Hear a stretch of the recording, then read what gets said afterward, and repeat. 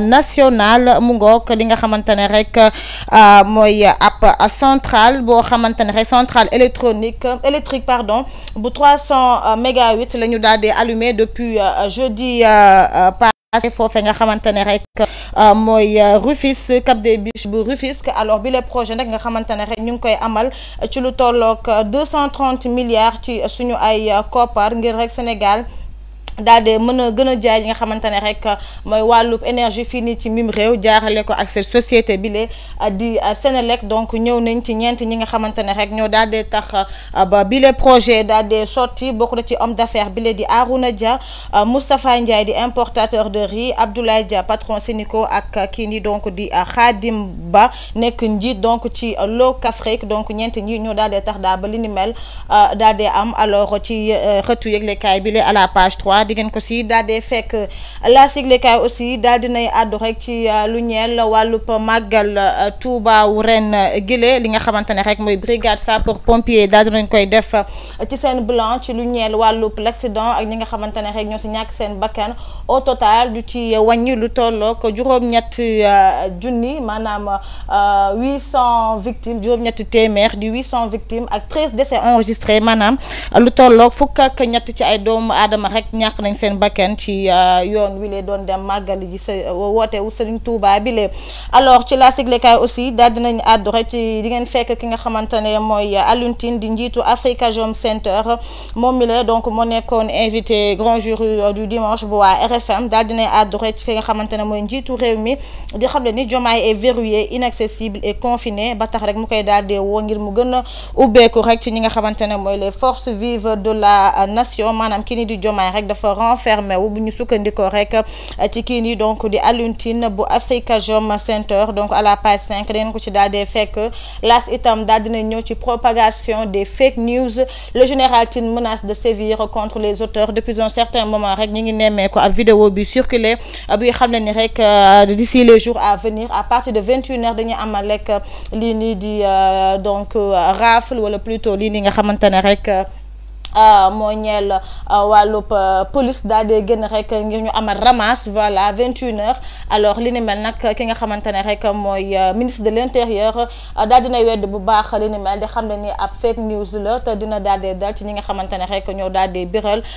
yooyee vidéo yoo xamante ne rek ñoo daal di fësal yi information yi nga xamante ne dara nekk si dëgg alors ci la siglekaay aussi daal dinañ àddu foofee ca Missirah ak fi nga xamante ne rek mooy Bakel ay milliers ci ay plantations de bananes dévastées des champs de maïs emportés par les eaux ginnaaw rek li nga xamante ne mooy ngelaw bu metti bu amoon ci guddi ajuma jàpp samedi daal dina yàq lu bëri ci ay plantation banane ak li nga xamante ne rek mooy ay toolu lii nii di mbokk ba jamono jile ñii nii di agriculteurs yi daal dinañu si daal di jaaxle lool woo nguur gi ngir mu daal di leen gestu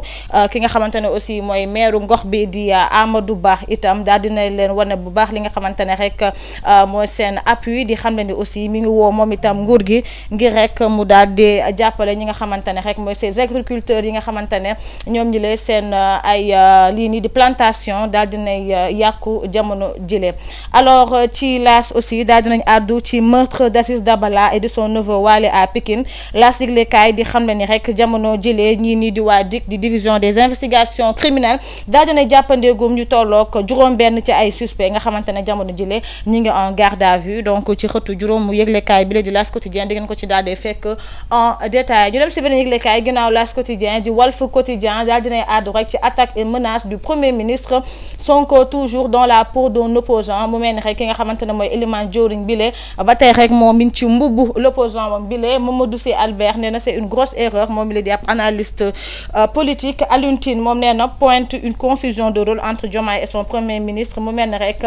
dañuy jaawale bu baax rôle yi ci diggante Diomaye ak ki nga xamante ne rek mooy premier ministre Ousmane Sonko kaddu yi la mu daal di koy yëkkati donc foofee au niveau de la RFM alors ci Walf Quotidien aussi daal nañ àddu ci wàllub bor bi nga xamante ne rek waa lii nii di Air Sénégal daal dina koy am toll ci juróom-benn milliard ak juróomi million maanaam 6,5 milliards de francs CFA menace de saisie de 4 appareils d'Air Sénégal bu ñu maytuwul rek dinañ saisir ñeent ci seen ay appareils foofee donc ci kuréel bi lee donc di Air Sénégal Sénégal Walf Quotidien aussi daal di koy daal di fësal ci xëtam bu njëkk ñëw nañ ci suspension de licenciement de 3 agents de la CBAO le ministre du travail débouté donc mu mel ni rek am na ñoo xamante ne dañ leen dàkk foofee ca CBAO alors ki nga xamante ne mooy jëriñ bi yor wàllub liggéey fii ni ci mim réew donc daal na ci daal di àddu di nga ko fekk donc ci yëglekaay bi la di Walf Quotidien ñu dem si l'info yëglekaay l'info itam daal di ndey fësal ci li nga xamante ne rek mooy xëtam bu njëkk ki nga xamante ne rek mooy Alioune Tine bu Africa Jom Center nee na Alioune Tine jette un pavé dans la mare c'est Sonko qui gouverne moom li mu jàppandi rek moom Alioune Tine jamono jile mooy kii nii di Ousmane Sonko jamono jile moo nekk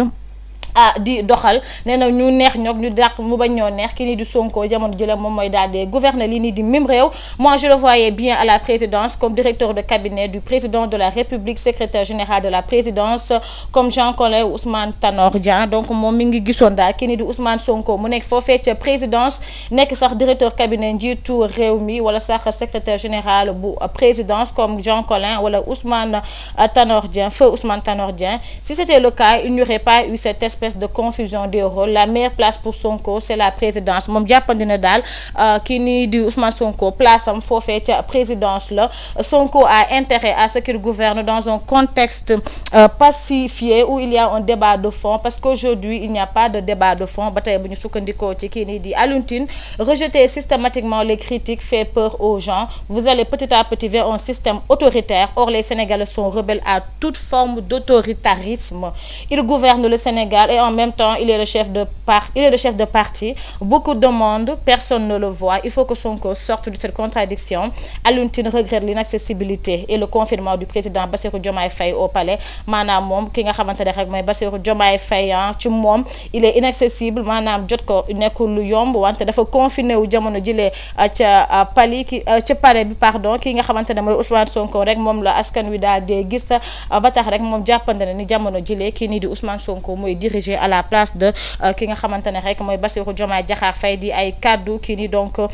di Alioune Tine ñëw nañ tamit ci lu ñeel Cheikh Bamba Dièye DG AIBD non seulement il y a des détournements mais des détournements d'objectifs donc mu ay kaddu kii di donc di Cheikh Bamba Dièye nekk njiit ci AIBD aéroport international Blaise Diagne tribune yëglekaay di yëglekaay yu ki nga xamante ne mooy Bougane Gueye Dany ñëw na ci di ngeen ci fekk donc Jaraaf Alassane Ndao secrétaire général syndicat travailleur BTP maanaam mooy kuréel bi nga xamante ne ñooy ëmb ñii nii di liggéeyee ci wàllu BTP ci wàllu syndicat bien sûr maanaam ci wàllu lii nii donc di travaux bâtiment yile tabax yi des centaines de milliers d'emplois sont en sursis les BTP vivent les pires moments de leur existence donc ñëw ci jafe-jafe yi nga xamante ne rek ñoom ñi leen ñu ngi koy jàmmal lool jamono jile di xam ne rek lu ëpp 359 milliards ci seen ay koppar rek lii di entreprise majeure du pays l'état de la dette intérieure due par l'État du Sénégal est le facteur numéro 1 de la léthargie du secteur il faudra forcément que la dette intérieure soit intégralement réglée et qu'une part des gros chantiers leur soit réservée donc jamono jëlee ñëw na rek ci jafe-jafe yi nga xamante ne rek waa secteur BTP bi la ñu ngi koy daal di jàmmarloo ki nga xamante ne mooy Jaraaf Alassane Ndao nekk secrétaire général du syndicat travailleur u BTP di ngeen ci fekkaat Alioune Tine aujourd'hui qu'on le veuille ou non Sonko gouverne il faut que Sonko sorte de cette contradiction may kàddu yi nga xamante ne yëkkati woon na ko léegi wante di ngeen ci fekkaat ki nga xamante ne mooy Bougane Gueye Dany nee na qualifié d'opposant poltron Bougane Gueye Dany promet de répondre à Ousmane Sonko donc mu mel ni Ousmane Sonko da ko ne moom opposant tapet la li ni mel moom Bougane Gueye Dany nee na dina ko ci daal di tontu en tout cas li ni mel ci xëtu ñett yëglekaay bi la di tribune di ngeen ko si daal di fekk ñu dem ci beneen yëglekaay ginnaaw tribune di le quotidien ñëw na ci jafe-jafe yi nga xamante ne rek nemmeeku nañ ko ci màggalu Touba ren gile wàllub ndox wàllub transport wante itam wàllub hébergement les maux du màggal mu mel ni rek lii nii di dëkkuwaay bi ci ñi nga xamante ne rek ñoo jugee ci bitim réew doon ñëw màggal foofee ca Touba jafe woon na lool ngir ñu am li nga xamante ne fi ñuy daal di dëkkee l'hébergement des hôtes étrangers crée un malaise wante itam ñu nañ ci l'accident yi les 11 morts dans des accidents de la circulation fukk ak benn wante laas nee na fukk ak ñett ci ay décès yoo xamante ne rek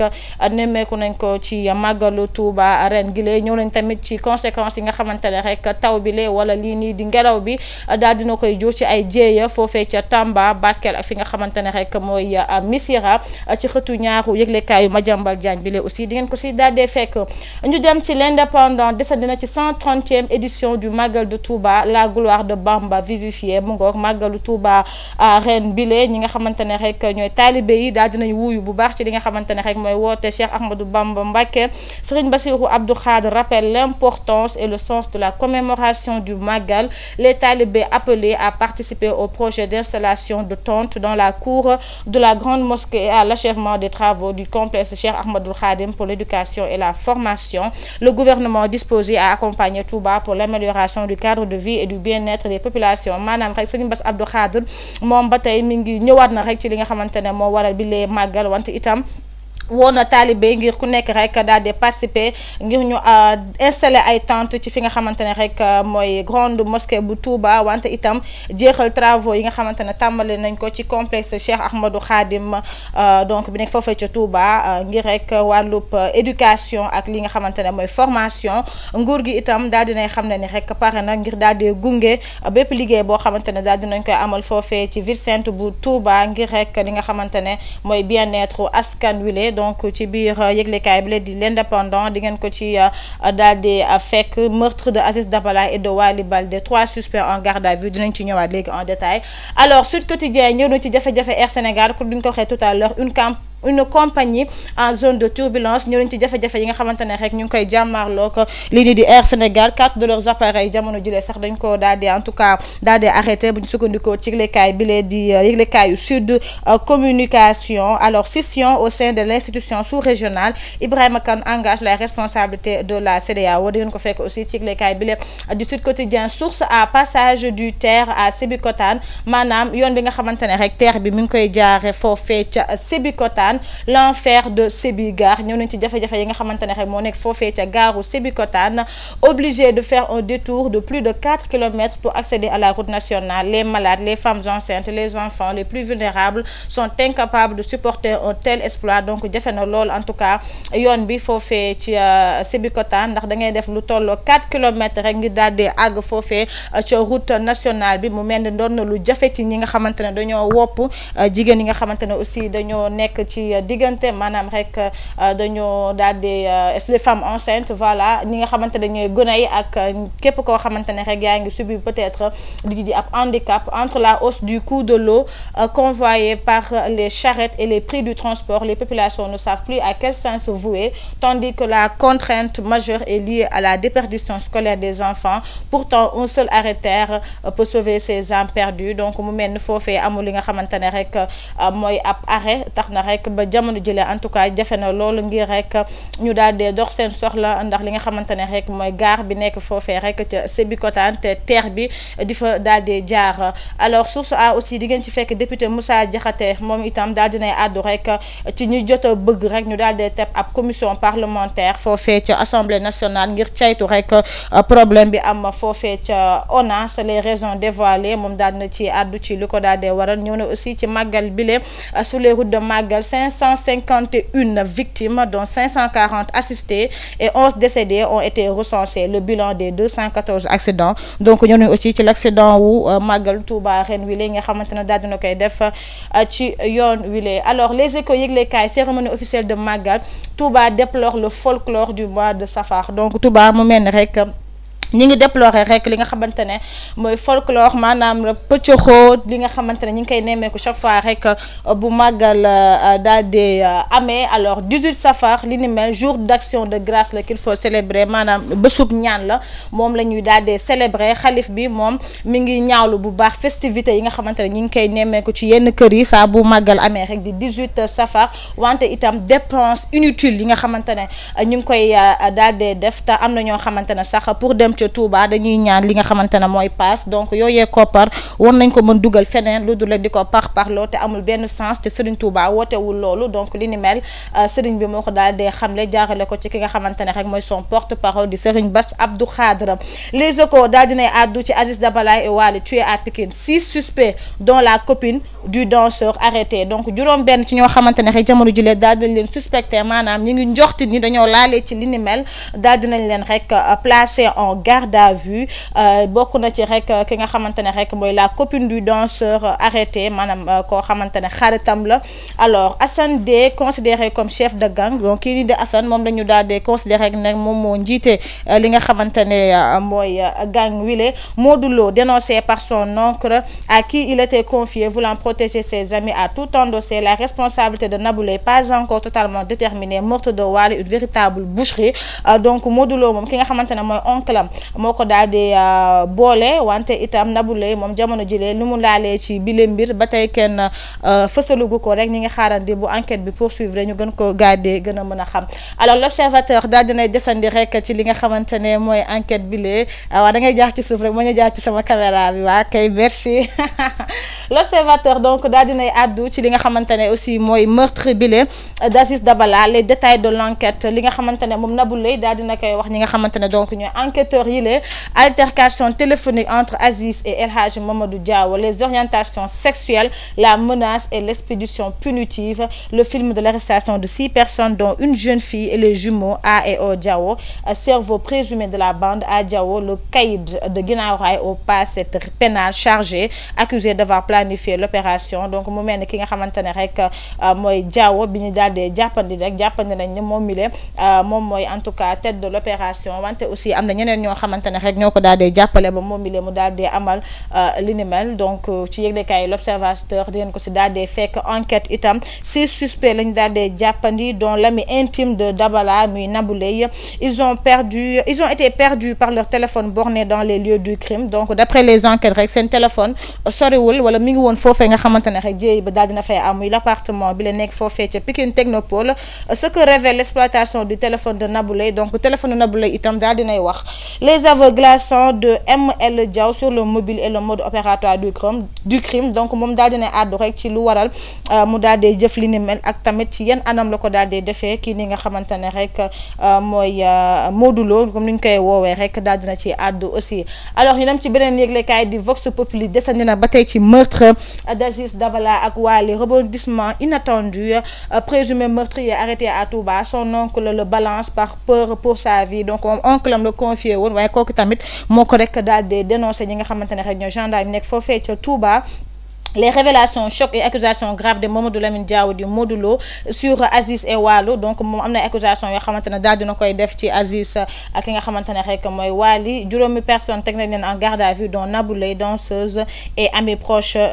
d'Aziz ces autres Mamadou Lamine Diaw qui ont fait les frais de leur homonymie avec le présumé meurtrier de l'urgence pour le procureur de communiquer pour clarifier les choses ñi ngi xaaral rek procureur en tout cas daal di ci àddu si toutefois rek bien sûr enquête bi daal dinañ koy boucler ba pare alors ñu ndax keppee ak libération nga xamante ne itam daal dina desandi ci double meurtre bi nga xamante ne am na depuis mardi ou mercredi foofee donc ca Pikine Technopole mardi suma juumul en tout cas lañ fësal li nga xamante ne mooy jéeye bile la DIC sur les traces d'une exécution planifiée donc ki nga xamante ne mooy Abdou Aziz Ba Dabala mooy la principale cible a été pistée puis tuée en même temps que le jeune Wally 6 des 7 suspects dont les téléphones bornés sur les lieux du crime après avoir échangé toute la journée interpellés par la DIC donc ñoom seen principal cible ki taxoon ñu daal di dem ci appartement bi du woon kenn rek dul Aziz Dabala wante ngir bañ rek waa daal di leen feeñal moom itam dañoo daal di faat bakkanam donc ci juróom-ñaari suspects yi juróom-benn yi daal dinañ leen teg loxo rek foofee ca DIC ndaxte seen téléphone portable mi ngi woon foofee ca appartement bi d'après rek les enquêtes faites par la division des investigations criminelles moom mi ñu jàppandi foofee ca Touba di Mamadou Lamine Diaw daal dinay changé li nga xamante ne mooy version wam maanaam kàddu yu mu waxoon bu njëkk ba ak bi mu waxaat démb bokkul nee na je n'ai pas agi seul il accuse Ousseynou Diaw donc moom mi ngi accusé ki nga xamante ne mooy Ousseynou Diaw di oncle am qui le réfute de lui avoir remis l'arme du crime et profère des accusations sordides contre les défunts maanaam kàddu yu yees yi nga xamante ne yu ñaaw yu mu teg ci ñi ñàkk seen bakkan alors kii nii di Nabou Leye tamit daal dinañ àddu ci li nga xamante ne lu waral ñu daal di koy teg loxo moom mi nekkoon xarit intime ci kii nii di Abdoul Aziz Ba ñu gën ko xamee ci Aziz Dabala moom mi lee doon wax ni dafa doon daal di nelaw alors que li nga xamante ne mooy téléphone am mi ngi woon ci scène du double homicide li ni mel tax ba moom mi lee itam ñu daal di koy placer en garde à vue. Le mobile du crime prend forme, la DIC pose les derniers actes avant la présentation des mises en cause du procureur maanaam rek DIC jamono jile ñi ngi teg li nga xamante ne rek mooy toutes les pièces ñu daal di am toutes les pièces à conviction laataa rek ñu koy daal di jébbal kii nii donc du procureur de la République ngir mu daal di addu ci li ni mel wante itam lu mu néew ñetti plainte rek daal dinañ koy teg ci ñoo xamante ne rek ci réseau social bi la TikTok lañ utiliser di publier ay photo ñoo xamante ne laalew ñu lenn ak lii nii di enquête bi maanaam di ko jaawale rek ak kii nii di Mamadou Lamine Diawo ñoom ñi lee daal dinañ leen porter plainte pour diffamation donc li ni mel en tout cas moo tubbeegum jamono jëlee ci l'enquête bi luñ ci mënti jàppandi rek mooy 6 personnes daal dinañ leen jàppandi jamono jëlee ni jàppandi rek ñoom ñoo daal di laale ci ces double meurtre mu ngoog donc en détail di ngeen ko fekk ci yëglekaay bi la di Libération mu ngoog lii moo gën a fës ci yëglekaay yi la alors ñu ñëw tout à l'heure ci début